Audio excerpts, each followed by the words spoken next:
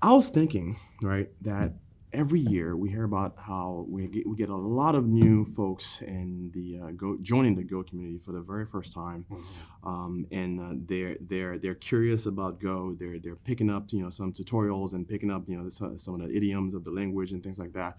And everybody comes in, they're like, hey, Go routines and things, concurrency. That's one of the draws of the language, right? And a lot of times, we end up also seeing some misuses, right, of the concurrency. Concurrency is great in Go, but you can easily get yourself into trouble, right, when you have too much concurrency. There is such a thing as too much concurrency, right? And, we get this toy. We engineers love toys, right? And we get this Go keyword. Oh that's, man, that's the toy. That's all it takes. One thing we could do is by introducing sort of a simple little program, simple little concept, to sort of add some sophistication to it as we go, and to sort of introduce some patterns and some ways of reasoning about a concurrent program. So I thought we'd build like a quick little port scanner together. What do you think? Sounds great. Sounds great. Like a plan. So before we jump into building that, let's actually quickly go over what a port scanner actually is. Okay. So I have a quick little slide here that's gonna sort of illustrate sort of the communication that happens right between a client and a server, right? And the client could be another server, right? Whatever the case may be. So one person initiates some network contact to another server, maybe on the other side of the world, wherever the case may be, right? So usually there's a synchronization packet that sort of finds its way from the client over to that server. If the server wishes, right, to engage in that communication, right, maybe there's no firewall or maybe there's no rule that says it can't talk back to that initial request, it sends back an acknowledgement, right, of that initial synchronized packet, right? And the client now says, okay, I'm going to acknowledge that you sent me an acknowledgement to my original synchronized packet. Now we can actually talk back and forth with each other, right? So that process of actually connecting over to that client, that needs to happen on a port, right? So the server must have a process, right, running locally that is bound to that port, to a port, right? Whatever port you're trying to connect over, there must be a process listening on that port, right, for the host to actually receive your incoming request and says, okay, yeah, I do have a process running on that port, so I'm going to facilitate that communication, right? So when we talk about port scanning, really what we're doing is basically saying, hey, given a range of ports, can I go through the list quickly, right, for a given host and sort of enumerate, right, the list of open ports, enumerate the list of ports that I can actually initiate some sort of connection onto. Not that you're actually going to exchange any data, you just want to see, you're just probing, right, is this port open? So we're going to be doing some heavy duty, kind of low level networking. We're going to probably expect a lot of times to fail, to not be able to connect.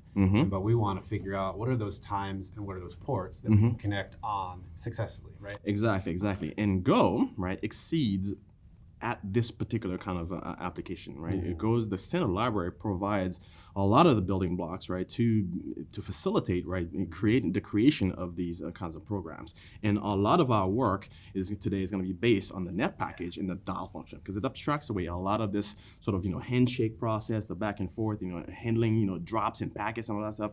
Like all that stuff is sort of a low level concerns that we as developers, basically using the standard library package, don't have to worry about. And we're going to be doing almost everything with the standard library here. Absolutely. There may be one or two, but 90% of our work is standard library. Standard library. No external dependencies. Yep, indeed. So let's flip back over, right? So the way I usually like to do these things is to basically, our task, right? What we've been asked to do is to create this port scanner, and I usually want to start with the simplest thing that could possibly work. What is the minimal effort I could put in to just test out the idea, right? Kind of similar in spirit to what Ben was just talking about. Is we don't necessarily need to go and start up another database and all that. Let's just take what we got, run it on the same machine. Here, we're kind of following the same spirit. Let's get the simplest thing working and then evolve it over time. We're going to see 9 evolutions of this as we go. Yep, exactly. Yeah. So what we have here is really the bare bones of what could possibly work. So we know we're going to be using the net packages dial function to actually initiate that connection. There's going to be a TCP based connection, and obviously the standard library, the net package supports all kinds of connection types. TCP is only one of a handful. So we're going to be basically hard code the port that we need. for now, it's port 5432. I happen to have a Postgres server running locally on that port, right? We're gonna see if we can actually establish a connection on our local host here and on that port and see what we get, right? And then we'll try it, on a port that we know is closed, and then see what the response is. That way, we know what to look for an open port and a closed port, right? How does that sound? That sounds great.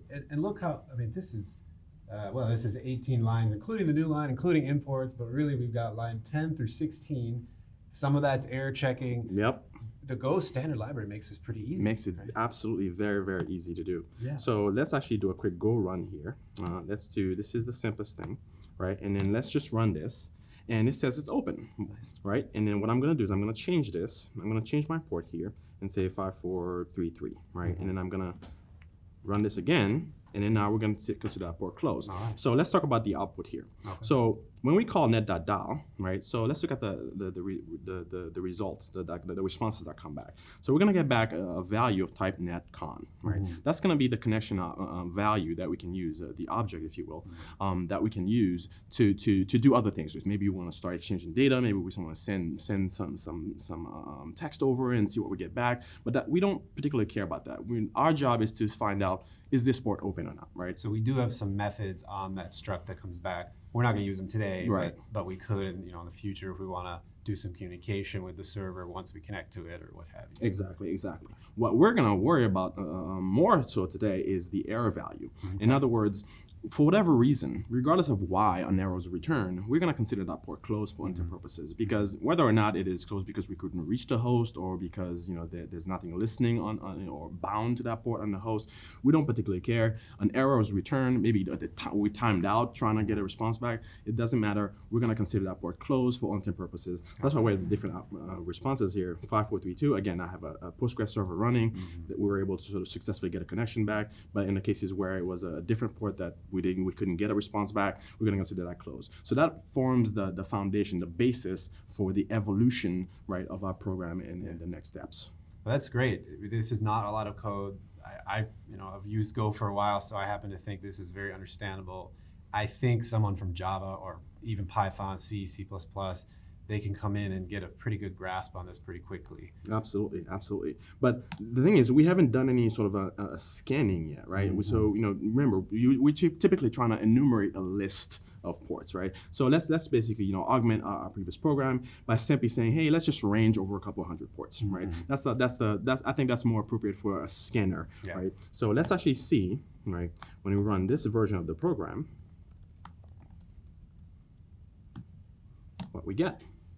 All right, so let's go full screen on this. So here we are. We've just scanned a couple hundred ports, right? And we're seeing that the same sort of an error result that we can expect when the port is we consider that port closed, right? So if we scroll down, we're scanning ports, we should see 5432. Here it is. Boom. Okay. This is a port that was open before. Yeah. So now we've enumerated a list, right? Now we have ourselves a list of all the ports that we consider to be open. But are you noticing a pattern here with our scans? Yeah, we're doing these in order, one after the other, sequential. In this case, we're doing 5300 to 5500. It was pretty fast on your machine, so a pretty modern machine. Right. But what if we're getting into the cases where we want to do tens of thousands of ports? Right. Maybe a lot of ports. A lot of ports. Hundreds of thousands might be a little out of the realm of reality. But let's say 5,000, 10,000 ports. Also, you've got some number of cores greater than one on this machine. Right. We're only using I could probably use more of those things, right? Especially we're writing Go, so this might be a good opportunity to explore making this concurrent and probably parallel as well. Yeah, exactly. And the other thing is that there is no real dependency between one port scan and the next, right? So there's a term for these. I love this term. You wanna take this one? How about we split it? Okay. Embarrassingly parallel. Oh, we're not splitting the word. Oh. We're supposed to go together. Okay. Get it together. 1, 2, 3. Embarrassingly parallel. We didn't rehearse that at all. Actually, Yeah, completely off the cuff. Right. So we know that we there's no dependency from one scan to the next. So there's an opportunity here, right, to sort of make the work concurrent, right, enable that parallelism. And because I have multiple cores on my machine, we are going to hit some parallel workloads. So let's see if we actually turn this sequential program, this procedural approach to our parse scanner into something a bit more concurrent. And this is where you get to use that toy, that keyword, the Go keyword. Yes, indeed. This is where we actually get to use our toy. So I've been told, right, that the only thing we need to make a Go program go faster, make it concurrent, right, just slap some Go keywords in places and off we go. Let's see. Let's see what happens. Let's see what happens. So what we did here, right, we basically create ourselves a little sort of anonymous function that we are going to invoke. All we did was we moved our port scanning code, right, into that anonymous function so that we can actually, sort of run that concurrently, right, outside of the main Go routine, right, and then making sure not to have a variable shadowing going on here, making sure we pass in an actual copy of the port that we want to send in so that we don't get us into trouble with the loop variable, and then basically it's doing the same thing, right? If we got an error back, mark it as closed. If we actually got to here, consider it to be open. And then we're gonna say, hey, we're done after we've done the work. So let's see what happens. Oh, what happened there? We got no output from any of the Go routines. From any of the Go, that was a little too fast, wasn't it? It was a little too fast. So what the heck is going on here? Can you tell me what I did wrong? Well, when you have a Go keyword, that means that you have scheduled the Go routine. The Go runtime is going to schedule the Go routine. It doesn't mean it's going to start running it. It doesn't mean it's going to wait for it to be over. And that's kind of one of our first rules of the day, right? We want to know, we always want to try to know when the Go routines are done, not just schedule and not just started. We don't necessarily need to know when they're started. We need to know when they're scheduled and when they're done. Exactly. And in this case here, we just scheduled them and we just kept on going in our merry way. Hope for the best. We just hoped for the best, because a lot of folks often don't realize that the moment you start running a Go program, you are running Go routines, right? In most cases, right? If you just have your main, if you have everything happening inside of your main Go routine, that is a Go routine, right? So now when you fire off other Go routines, you need to somehow synchronize them. You need to somehow allow one to wait for the other, right? Or others, whatever they're launching. You need to synchronize them somehow. So thankfully, the Go standard library makes that process a lot easier. And there's a package, I'm thinking, that actually is going to help us add some synchronization to this problem. Let's go check out what that package is. Let's go check out what that package is. And most of what we do from this point on is going to be all about synchronizing these Go routines. We kind of got this pattern where we've got n+1 Go routines, where n are the workers, and then that 1 is the main Go routine that you were talking about. And we're going to do a lot of synchronization between the 1 and the n. And exactly. So the standard library has the sync package, right? Basically, the sync package is going to provide us all of the building blocks that we're going to build on moving forward for this particular program. So this is where we also start to add some sophistication, right, to our project. Basically, I'm going to parameterize the host, the from port, the to port, and other versions of this program are going to have similar sort of configurability as well as we go. So I've got some defaults here. So I'm basically saying my default from port is going to be 8080, my default to port is going to be 8090. So if I don't override these things, I'm going to have just a small range of 10 ports to scan. So, and basically the rest, not gonna go through every line here. The rest, I'm just doing some checks and making sure that, okay, you're not sending me a letter as opposed to a number for port scanning and that kind of thing. This is where we actually initialize, well, I should be careful here. This is where we declare, right, a wait group. So why don't we have to actually initialize this wait group? Well, if we look in the docs for the sync package and we scroll down to the wait group type, it says that the 0 value is initialized. Right, the 0 value is useful, right? Which is another idiom in the Go community that basically you hear folks talk about, make the 0 value useful. This is actually the standard library living up to that mantra of making that 0 value useful. So we don't have to give it a value or anything like that. We can simply declare it, and when we actually start using it, like when we say wg.add, for example, it's already there. You're not going to get a panic because you're referencing calling a method in a nil object or anything like that. So you're good to go, right? So before we talk about the add, though, we have to think about what are we adding? What is it that we're going to be waiting on, right? So the wait group, right? The way that works is that you have to specify some sort of counter. You have to specify how many things you're waiting on. So how do we get that value? How do we know ahead of time how many things to wait on. Yeah, so we've got our list of ports. So we're basically saying, well, we've got X number of ports. I should say N number of ports, right? We're going to want to start up, for this exercise, we're going to start up a worker per port in the list. So we're going to say, all right, well, how long is the list? How many ports did you configure when you ran this code? Right. How many ports did you want to scan? We're going to do our WG add and pass the length of that list. Exactly. And one of the anti-patterns that we generally want to avoid is one where we're actually calling this add, right, inside of the invocation of the Go routine, right? So you're gonna see out there as you start to learn Go, and you're gonna start to see some tutorials and some code snippets that they don't always sort of provide. They solve the problem, yes, but they don't always provide sort of the best practices. So this is one of the ones where you actually should try. If you know ahead of time, especially if you're using a wait group, that means that you have some knowledge of how many of these things you're about to launch, right? Just basically call the add method just once, because you know ahead of time how many Go routines you're going to be waiting on. In this case, it's our range of ports, right? Do a quick little calculation. But if for some reason you don't, make sure to call it before you launch that Go routine. Right. That is, if you ever call wg.add like right before the defer wg.done or inside the Go routine somewhere else, probably not correct. Right? That's a pretty good bet that there's something wrong. Something smelly with the code. Smelly is a good way to put that. Yeah, exactly.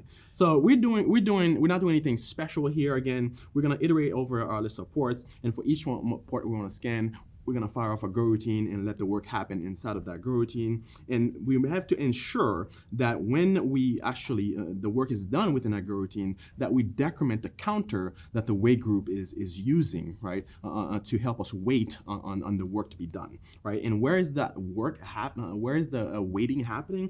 Well, that happens on line 54, right? You have to remember that, if you can issue, you can make use of the wait group, you can add the number of counters, but if you don't wait, what's the point? There's no point. Right? So that's the coup de grace right there. This is line 54 is really what you want. This is where you're telling the main Go routine that that you've just launched a whole bunch of different Go routines from line 43 on to 52, right? That you need to actually wait for these things. And inside of those Go routines, this is what the wg.done is doing for each one of those Go routine. Every time the work is done, subtracts from the counter, and then at some point, wait stops blocking, right, and basically hands control back over to our main Go routine. So blocking, what does that mean when you say wait is blocking and then it stops blocking when the wait group goes back down to 0? Right. So our scheduler, right, is always scheduling, okay, who gets to go next? Who gets to actually do the next piece of work, right? And so our scheduler is the one controlling, right, who is next in line? Who gets to do some work? When do they get paused? When is control handed over to another Go routines and whatnot, right? When we talk about blocking here, and especially in our main Go routine, basically we're telling the scheduler, hey, we want, right, to get some work finished, right? But this thread needs to be paused, right? Okay. It needs to be stopped in its tracks. It's to wait right here until we're ready to move forward. So we are literally gonna not execute anything after the wait until the other Go routine, those N Go routines, are all done, and they've called wg.done each of them. N number of times. That way the wait group knows, okay, now we can proceed. The co-scheduler hands control back over to the main Go routine, and off we go again. All right. Right. So now let's now see, right, the improvement, right, to this version of the program.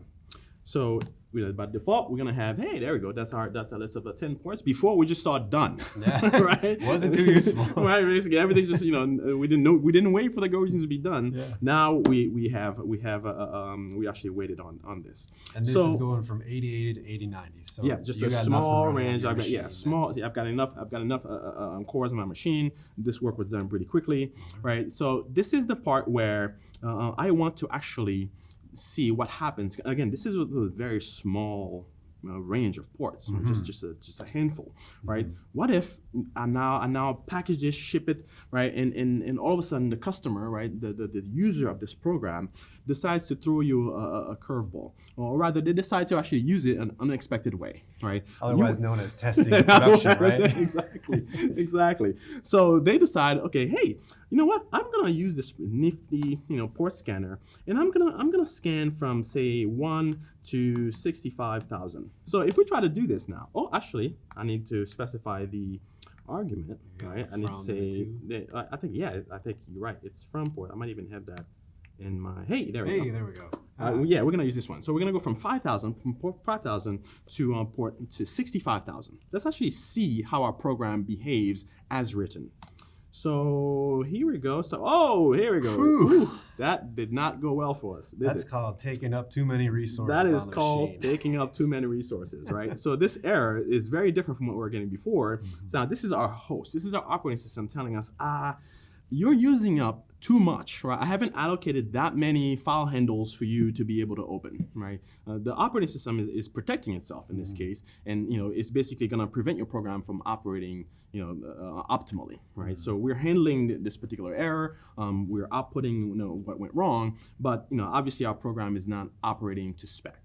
And this isn't a great experience either, right? We would like to still scan all those ports. We would like to still do it concurrently and in parallel. Right. But obviously the operating system is not able to give us the resources Exactly. we need to do it in this unbounded way. Exactly. Hence the title of this talk. This is exactly what unbounded concurrency looks like, right? But you don't have you're not constraining your program to the context in which it is going to run. In this case, yes, we could launch 65,000 Go routines, right, to do the work, but that's not the point, right? The point is for us to actually be good citizens within the environment in which we are actually operating and running, right? So we need to constrain this program in some way. We need to somehow control the number of Go routines that we have doing the work while enabling, right, for the concurrent work and for the speedy work to get done without running afoul of system resources that we've been allocated. Yeah. So I'm thinking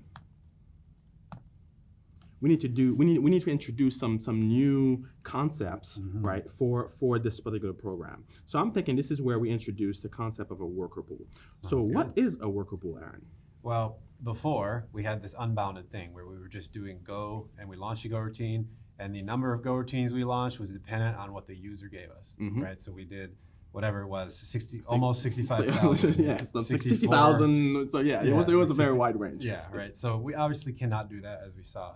So with worker pools, we're going to launch a static number of Go routines, and let's say 5, and we're going to feed ports to those Go routines. So we're never going to have more than 5, but those 5 are going to work in parallel on all the ports that we need to do. Exactly. So we're creating a set number, right, of Go routines that can go out and do the work, and as they get done, they come back and pick up some work, right? So in our case here, we've added a new flag, right? So we've actually modified our flags a little bit, basically just to make sure I don't have to type from port and to port all over the place. I've just I've made some improvements to reading of our ports here, but the important thing here is that on line 24, you see I've introduced a new flag. That's the workers flag, the number of workers flag, and I'm defaulting that to the number of logical CPU cores in my machine, right? So I think this is an 8-core machine, so that means by default I'm going to have 8 workers in my pool, which I think is a good place to start because there's no right or wrong number for this. This is all going to be what is a sweet spot, because you might be running in production, you might be running on a 64-core, super beefed up machine or set of machines, right? That is going to be a very, very different performance profile than a developer laptop. Yeah, and folks will have to do trade-offs. They'll have to measure how fast they want to run versus how much contention for Go routines per core do they want to run, or per OS thread, and so forth. That's a whole nother talk. That's a whole nother talk. Yeah, that's something that will basically leave it to you to figure out for your particular situation or your particular workload what the correct number of workers is for you. But the idea here is that basically what we're going to be doing, and I've also added some additional things here, is that in this particular main function, I'm also capturing a signal for when I basically stop and send an interrupt to the program. I can still capture the results, so I can actually print them out. So that's all that's happening here. And I've hidden the port scanning right behind a nice little helper function that's just going to give me back a slice of integers, right, based on the arguments that I pass in when I invoke the program. So, but the real fun stuff starts on line 46. This is where I'm actually using make to actually create myself a buffered channel, right? So normally speaking, right, an unbuffered channel, right, facilitates some communication between the Go routines where only the information is exchanged when there is somebody on the other side waiting to receive a message. Yeah. How does the buffered channel behave differently? So buffered channel has kind of a queue built into it, where I can start pushing stuff onto the channel and it'll fill up the queue. But once the queue gets full, then I block to send. Right. But on the other side, of course, there could be someone taking off of the queue, receiving from that channel. Mm-hmm. So if someone is receiving from the channel at a similar pace as what I'm sending, so let me say that better. If someone's receiving at the same pace as I send, then I'm not going to block on either side. Right, exactly. So it's just a little bit of a queue or a buffer, as the name goes, in between the sender and the receiver. And it can be used in this case, of course, to do our workers. To do our workers, exactly.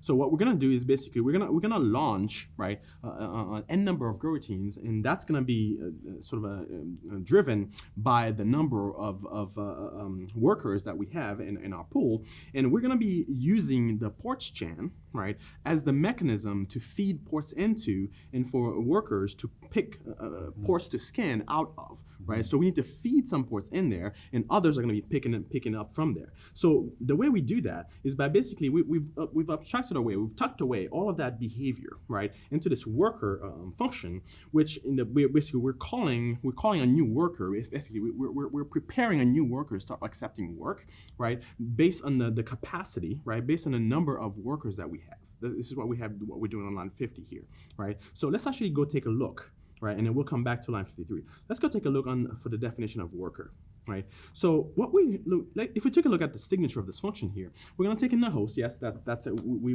know we need the host, but the directionality, right, of our ports chain and the directionality of our results chain, that looks interesting, arrow, right? huh? Yeah. What's up with these little arrows? Can you explain those things to us, Aaron? Well, you said it, directionality, right? So we can enlist the compiler to ensure that for the first one, for ports chain, that we only read from it. We only That's read a from it. read-only chain. Yeah, and that directionality, that arrow is on the left side of the chain keyword. So if inside of worker, if we try to write to ports chain, our code won't compile, which is really nice. You know, you get the compiler to write a whole class of tests for us, right? And then similarly for results chain, well, the arrow is going into the chain instead of out. So that's the one where we can only write to. We can only send on it. Yeah. And I love making the compiler do work for me. So this is a huge boon for me, as it should be for all of us. Exactly. And what's happening here, so basically we're ranging over a ports chain, right? And unlike other four ranges, when you read from a channel, only one value comes back, right? There's no index in value. It's just a value that you're picking up from the channel. And we're just ranging on the port, and as long as on the channel, and as long as there's values coming in, right, we're gonna be doing some work, right? Basically, we're doing the same thing we were doing before, calling net.dial, inspecting the response, and if we notice that, okay, we consider the port closed, we're gonna send a 0 right onto the results chain, indicating that basically that whatever port that was, we don't care about it anymore because the port is closed. So we're gonna send a 0 in there because we need to send back, right, an integer. We need to send an integer into that port to indicate that we're done with that work, right? So we send a 0 in there and we continue on to the next one, right? So we're gonna keep iterating until that port is basically until we receive a signal, right, that this port is closed, and we're gonna see where that signal is actually sent back where this worker is actually invoked, right? But what we're gonna do here is basically, if we get to the point on line 112 where we manage to get past the point where we do the error check and we notice a closure, if we get packed to the 112, we get past and down to 112, we're gonna consider that port to be open. So we send that P, whatever P happens to be, port 5432 for example, that's gonna go into the results chain, right? And this is where basically we're feeding back, right, the result of our operation, of our scanning operation. We're sending back the results onto that channel so that wherever the worker is being invoked, we can actually do something and read some values from that. So we've got a consumer here. Worker is the consumer. There's going to be n number of CPUs, workers running. They're all going to consume. And if you send a port to the ports chain, one of the n workers is going to pick it up, do its thing, send back the result. So let's look at the producer now. Yeah. So what's going to happen? So in order for us, right, to steadily feed in ports into this particular ports chain that the workers are actually waiting on, we actually need to range over, right, our ports to scan list, right? Remember, ports to scan is basically what came back when we actually identified, okay, you give us this from range, this to range, like I get back a list of integer ports to actually scan. So I need to I'm gonna range over this, feeding in the port numbers, right? But why am I doing this in a separate routine here? Well, that's a good question, right? So we're feeding stuff into ports chain. But in order for the port to get processed, we need to get something back on results chain, right? So if we were to, in the main go routine, if we were to feed into ports chain in the main go routine, we would eventually block, Yes. right? So we need to do this in a background go routine, n+2 now, background go routine. Yep. Because every time we feed something into ports chain, we're going to block.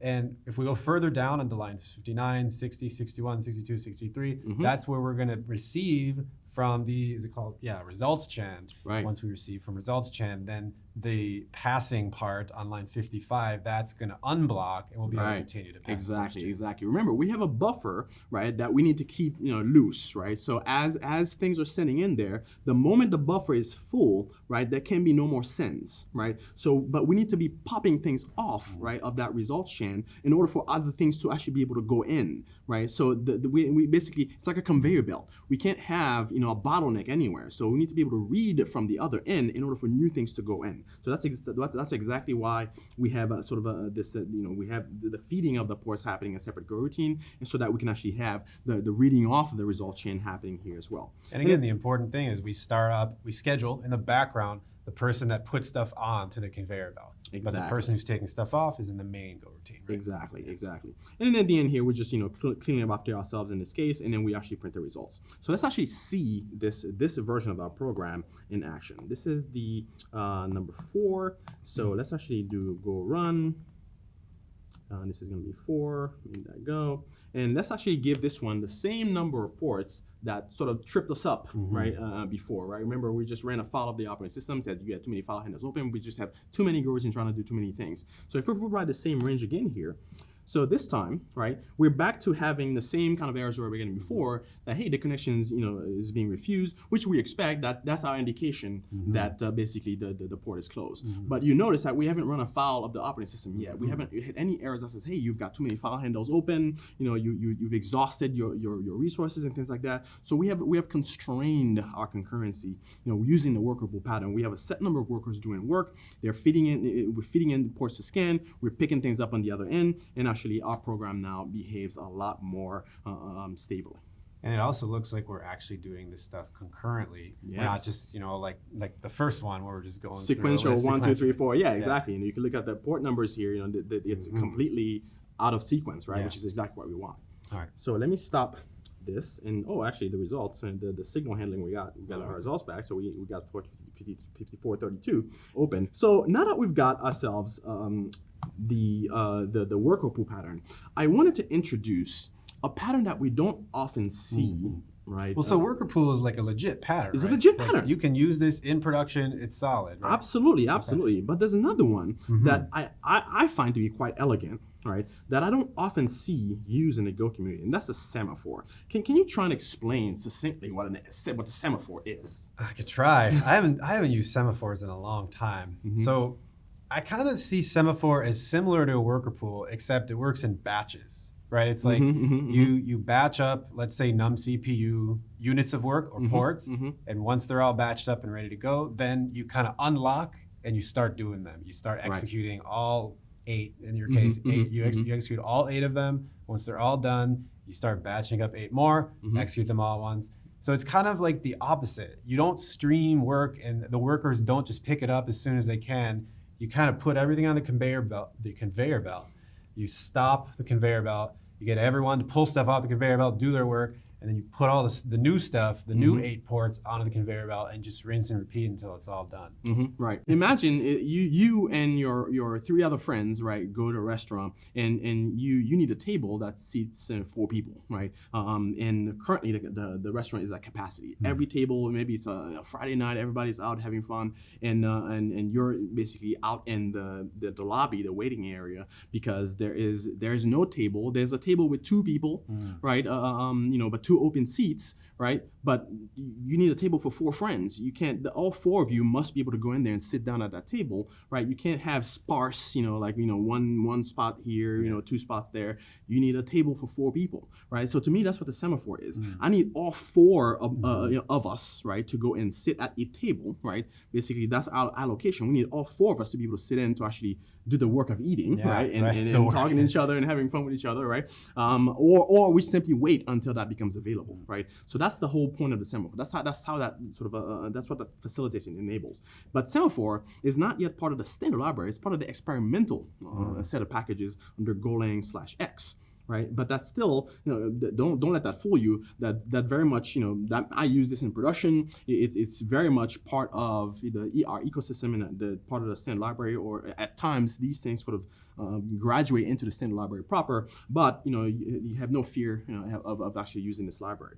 So let's actually see how we get to actually use this. So I'm just scrolling past a lot of this because we've already seen much of this already. And let's focus on the sort of how we invoke the semaphore here. So this semaphore, I call it a semaphore package, and I call it new weighted. So this particular function will give me so basically the maximum weight, right, of the semaphore. So how many things, what's the capacity, right, of that restaurant? How many spots do I actually have? And basically now, from then on, we're able to say, well, what is the acquisition weight? Meaning, remember when I have me and my 3 other friends, we needed to be able to sort of, we need 4 spots to basically go into this whole, restaurant and actually sit down and eat. That's the acquisition weight, right? So there's the maximum weight, which could be the capacity of the restaurant, right? And there's the acquisition weight. I need 4 spots at a time to be able to go in and sit down and actually enjoy my meal, right? That's what these two are. And these numbers are completely arbitrary, but they work in relation to each other, right? So from there, we basically say, hey, I'm gonna iterate through the list of ports to scan, right? Same as we've done before, but this time I'm gonna be using the semaphore to acquire, right? On the using that particular acquisition weight, right? And this call is a blocking call. So that means this is us sitting in the lobby, right? Waiting to be able to go in to sit down and eat, right? Because there's not enough spots for us yet. So we're waiting right here. So as the moment we've enough folks have acquired that acquisition weight, right? The moment that we can no longer extract, right, that acquisition weight, then the acquire becomes a blocking call. So we saw blocking calls with the wait group. If you've used mutexes in Go or other languages, there are blocking calls in there in those languages, or with Go mutexes as well. It can be really useful here. Yeah, absolutely. And when as folks get done in the restaurant and they start to leave, right, they actually release, right, which is what we're doing here. We have basically a separate Go routine. In that Go routine, the actual scanning operation gets done, where we scan the port, and basically we're deferring the release, right, of the weight. So basically, imagine there was another party of 4 that just got done eating. Now they get up, they pay their bill, hopefully, and they walk out, right? So that's their release. They've just released, right, the acquisition weight. Now you, with the same acquisition weight, right, can now go in and sit down at that table where previously it was occupied, right? So that's that whole mechanism. So in the interest of the time, I'm gonna skip running this one, and I'm gonna jump to the next concept, the next pattern I want us to take a look at, and that's the pipeline. So when I say pipeline, what comes to mind for you? Kind of like an assembly line to me. You got one person doing something, they hand it off, another person doing the next thing, they hand it off. But each individual person, they all just do one thing at a time. They know how to get something from the previous, do their thing, pass it on to the next. Right. So the way I like to sort of visualize this is basically you have all these steps, right, and this sort of this conveyor belt as you illustrate. Yeah. And each one of these steps obviously is handled by a Go routine, right? So we have the first one, it gets done with the work, through a channel, right, communicates to the next step in the process, and then again through another channel communicates with the next step in the process, right? So let's actually see this pattern, right, at play in our code. So let's flip back. Oh, we need to, there we go. All right, so let's actually see how we actually put one of these together. So we've already seen much of this before. We've seen the ports to scan. We actually need to open up the right program. All right, here we are, back in action. All right, so we've got our ports to scan, and this time we're gonna be writing the results to a file. Oh, and by the way, there's gonna be a repository with all of this code sample, so don't you're not missing out on anything. You're gonna get to see all this and play around with it at your leisure, right? And basically, what we're doing here is this is where we have a pipeline invocation. Right, so the way this invocation is happening is kind of odd looking, right? So starting from the innermost function, we have a generator, right? Typically, when you have a pipeline, you need to actually generate. There's a starter. There's a starting point, right? That generates basically the work that needs to be done in the pipeline, and that's where this is. Notice the return type. That's a directional channel, right? For a scan op. Let's take a quick look at scan op. Scan op basically says, hey, it's an encapsulation that says, hey, given a port, and we're gonna find out whether it was open or not. If there was an error on this, we're gonna capture that, and we're gonna capture the duration, right? Pretty simple. We're just capturing all the details about the scan operation. That's what that's about, right? So that's gonna generate basically a channel for us of scan operations that we can read from, right, to do work, okay? But the result of that, right, is passed into our scan. Now, our scan is the next step in the process, right? It's the next step in the pipeline, right? So we're feeding in that channel into the scan. The scan then is going to read from that channel as well, and in whatever work it needs to do, right, it's going to be doing. But its result is also, right, a channel of scan operations, which gets fed into filter, right? So that conveyor belt mechanism, right? And then the last step in the process is the store, which does the exact same thing, receives that channel. So you can see how the channel becomes the conveyor belt. That same channel is what basically every step in the process is using to pass information to each other. So I noticed something here. We've got, the standard people who do the work. We've got someone to not do work, but just pass stuff on to the beginning of the conveyor belt. We've got someone to take it off and put it into a file. But they're all waiting for the previous person. We don't have any. Do we have any more concurrency in this? That's the thing. By doing this, though, we've reintroduced sort of a sequential processing, right, of step by step by step by step. So the way, I'm glad you brought this up, because the way we can avoid this is actually by using a different pattern called a fan out and fan in. So again, in the interest of time, I'm gonna let you play with all these code samples on your own, but I'm gonna introduce the fan out and fan in pattern instead, and see how that looks a little different, right, from the previous version, right? So let's put this on the left side. Let's put the fan out on the right side. Okay. So this was our original, right, implementation. This is the pipeline, right? And on the right side, this is where we're actually fanning out, right? We still have a generation step that's going to give us back our channel of operations that we're going to read from, but we're going to fan out by basically the scan call is basically going to receive basically that channel of scan operations that we can read from, but we're going to invoke it multiple times. In this case, we're doing so manually, but you can actually, you can program around this, right? You can have a loop that's basically driven by maybe the number of workers that you have working on those different steps in the pipeline. But we split that work into 3 different channels, right? To actually perform the work, thereby bringing back the concurrency that we lost by making things sort of linear, right, with the first implementation of the pipeline. So we got this model now where we started with linear, but it looks like it's super easy now to make it concurrent. Instead of calling scan once, now we're just calling it 3 times or n times or whatever. And now we've just pretty easily, we have 3 go routines. Exactly. So I'm gonna close this one, right? But I do want to do a quick walkthrough what some of our pipeline steps look like. So if I go to the scan, right? So I didn't mention the generator and the scan and the filter. So these are you'll notice a pattern here, which each step of our pipeline. So the generator, this is the starting point. This is when I said I receives the ports that we need to scan and returns that channel of scan operations that we're going to be reading from. So basically, we create this sort of buffer channel, right, and then we feed in, right, the ports, right, to that outbound channel that we're going to feed into other steps that are going to read from that, right, and we return these things. And the reason why we are closing here, right, so we always talk about basically the channel, right, closing the channel being a signaling mechanism.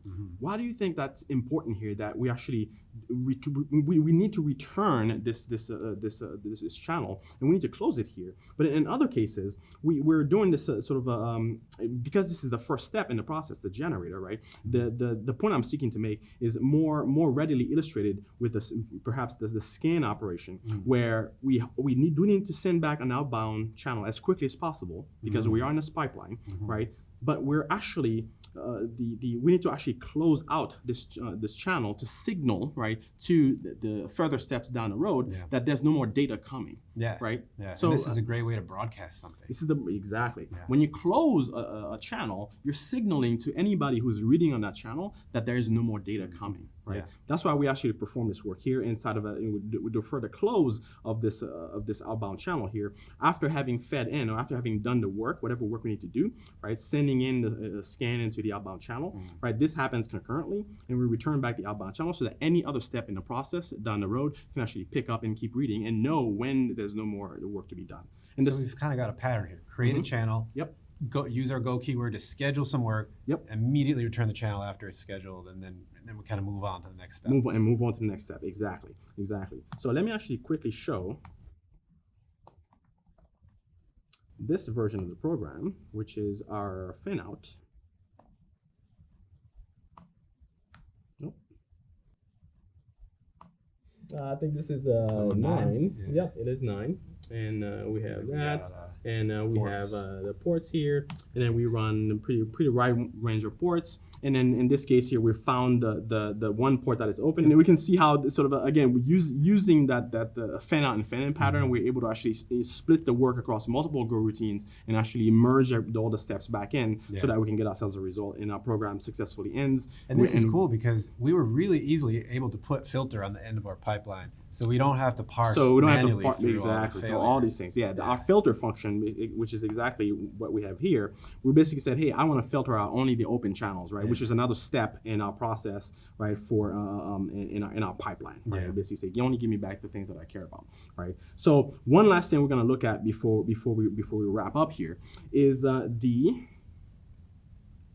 Are we looking at is it number 10? We're looking at context? I think we're looking at number, we're looking at number 10, because one of the things that is useful, right, in being able to sort of launch all this work and being able to sort of know when things are done, being able to signal to Go routines that, hey, you're done, you can go away now, because Go routines are not garbage collected, right? They're gonna hang around until you return from them, when you say, hey, I'm not using them anymore, right? So we're basically augmenting our pipeline by having a mechanism of signaling, right, to every step of the pipeline when we no longer need the pipeline to be running, right? And this goes back to our, always know when your Go routine is going to shut down. Always know when the Go routine is going to shut down, know when to signal for it to go away, because again, these things sort of hang around. So this is where we're actually using, not a context, but we're using an actual a done channel, which is a very common idiom within the Go community. Basically having that done channel passed around, just like you would a context, right? And this has given me, since we've been talking about this, has given me an idea how we should actually have another example to this. It actually uses the context, right? In addition to the example here that uses the done channel. But this done channel here, you can think of it as the signaling mechanism that we hand over to every step of the pipeline, so that they can be made aware of when they should stop doing the work. And so, like you said, this is a really powerful and popular mechanism to broadcast something is done. If you use context for signaling things are timed out or manually finishing something, this is used under the scenes, right? Exactly. Behind the scenes, absolutely. So you might see some change, some sophistication added here. Before we were sort of manually doing our fan out here. This is a more sophisticated way of actually, based on the number of workers, and creating the number, basically doing that same fan out work we were doing before, and then basically we're doing some filtering here. And this time, every step of our pipeline actually we receive as part of the invocation, and as part of the arguments for that function invocation, is going to receive the done channel as a signaling mechanism. Meaning that if I were to go to say let's go to the filter open as one of the steps in our as an exemplar, right? You see that it received the done channel as a read-only channel of an empty structs, right? The empty struct is the commonly used for signaling on channels. And again, we have the same thing we were doing before. We have the inbound channel from which we are actually going to read things to do. You see, I'm telling you, it's going to be the long. And then basically we're returning the channel of scan operations again for whatever comes at the next in the pipeline. And we're following the same exact procedure here. But the only thing we've introduced here that is worthy of note is the fact that we're actually now using a select block, right? To basically now not only sort of doing the work we were doing before, but listening in on this done channel so that if we receive a signal, right, that says, hey, you should stop now. There's nothing more that's going to come through on this pipeline, because sometimes you don't need the pipeline to keep operating anymore. You maybe you received an error and you really want to sort of bail out of there. There's nothing to be done anymore. You want to shut things down. So receiving a message off of that done channel is going to be our cue to return from this go routine, right? So that now this go routine goes away. Basically, it can get garbage collected. Now we can actually, sort of shut down things cleanly. And this is a really popular pattern in, production concurrent code. Exactly. If you are going to do some operation inside of a go routine, send or receive on a channel, you probably want to put it in select, and you probably want to have a done channel as well. Exactly. It's one of the cases in the select. Exactly. So the final run of our example here, what I'm going to do is I'm going to use this filter error function, right? And I'm going to uncomment some things above so you can actually see this in action. I'm going to use this filter function here as that is part of our pipeline to basically say, hey, if I want to extract out of that pipeline as things are going through that conveyor belt, I want to pluck out, right, the scan operations that actually errored out. Okay, basically I'm gonna find the ones that basically when you do the scan and for whatever reason, right, there was an error. But the errors I'm gonna be looking for is one where there are too many open files. Remember that when we're in a file of the OS and basically saying, hey, you're using up too many resources, when we had too many routines happening, running at the same time, I want to pluck those out. Right, and the way I'm going to do that is by actually invoking this program, basically asking for way too many go routines to be running at any given time. Workers, lots of workers, right? So, but that filter function is actually going to give me back, right, the one where I've actually run afoul of my constraints here, and I'm going to return that. So let me go back onto the top here, and then we're gonna end up with a summary of the best practices for this. Imagine we got different requirements from our PM or from the CTO or something. We've got our pipeline, and we're essentially going to comment out filter open and uncomment filter error, and now we've got different behavior, right? So we're basically, the person at the end of the assembly line, we're going to fire one of them, and we're going to bring in someone new who's going to do slightly different work, and now we've got a different program. So this is the power to me of pipelines. It's very composable, but it's very orthogonal, I suppose. Right. Indeed. So the first time I invoke this program, I just want to make sure it works. Nothing's broken, right? So I'm going to invoke this program as is, right? This is the one with our workers. So it actually did something. Let me make sure I've got okay, I've got the appropriate number of ports. Okay, good. So remember, the reason why we didn't get an output is because I'm filtering out, right? I'm only saying, give me back the errors that happened, right? So in this case, I scanned, right, basically this default number of ports, and there was no error. So my program actually ran successfully, even though there was no output, right? So let's actually change that a little bit.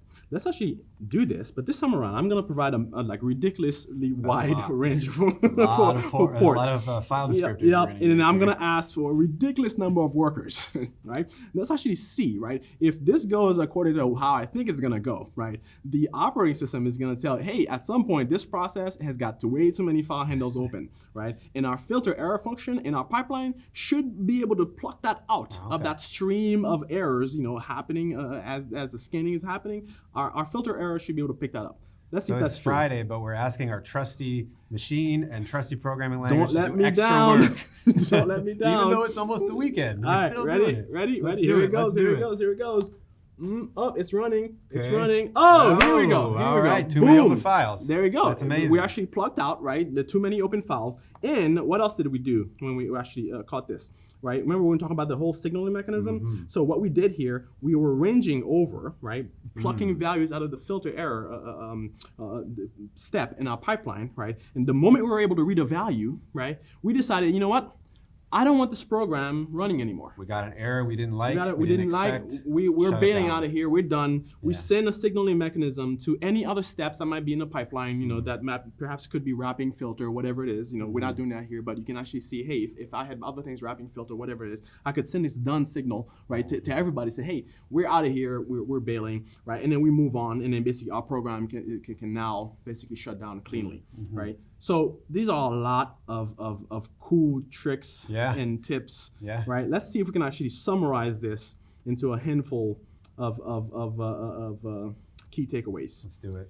All right. So the first thing I would say is start simple. Love this one. Yeah. Start simple. I love it. You saw us. We just used the net.dal. We found the one thing in the standard library that we needed to use for this. We had a port that we just hard coded into the program. We said, hey, what's the simplest thing that could work? And we could validate the idea and then basically build from there. We evolved from a V1 that we're putting into production on day one. We evolved it. Maybe we fast forwarded through 3 years of production experience here. Right. We evolved it. We got more complex as we needed to as production bugs came out or as requirements grew. Indeed.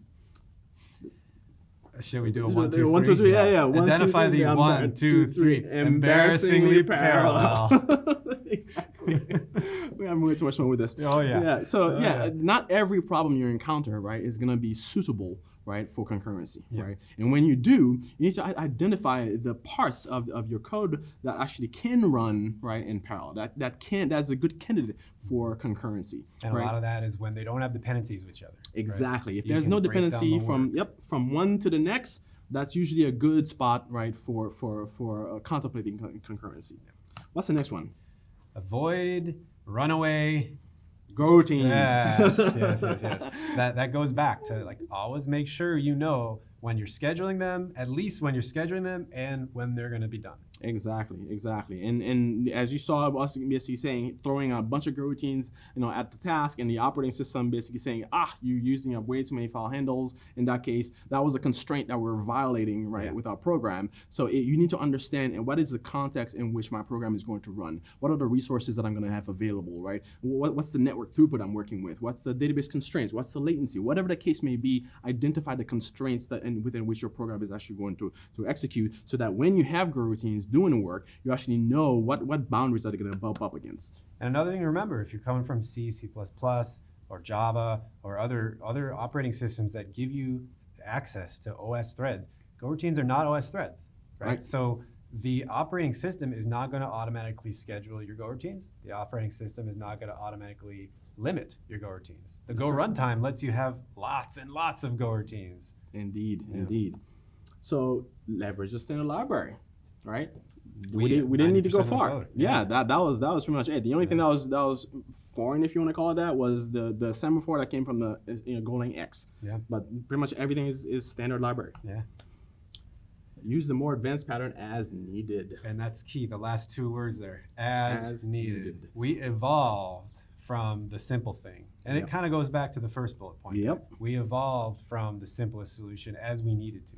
As we found out that, well, a user might come and test in production and give us 10,000 ports to scan. Well, that's not going to work on our server or on our laptop. So we need to add more patterns to manage that requirement. Exactly. So the repository with all the source code and even the things we didn't have time to go over is all available at this URL. And this is my Twitter handle, and this is Aaron's. Feel free to get in touch with us, especially those that are new to the community. Yeah. We welcome you. This is a safe place, and definitely reach out to us. Don't hesitate. Don't be shy. Right? We're hopefully more than happy to talk about this stuff. Happy. If you couldn't tell, we love this stuff. Yep. Concurrency is our jam. Distributed systems is our jam. Yep. So please reach out if you want to talk about this stuff. If you have questions, if you want to work through a problem, anything. Absolutely.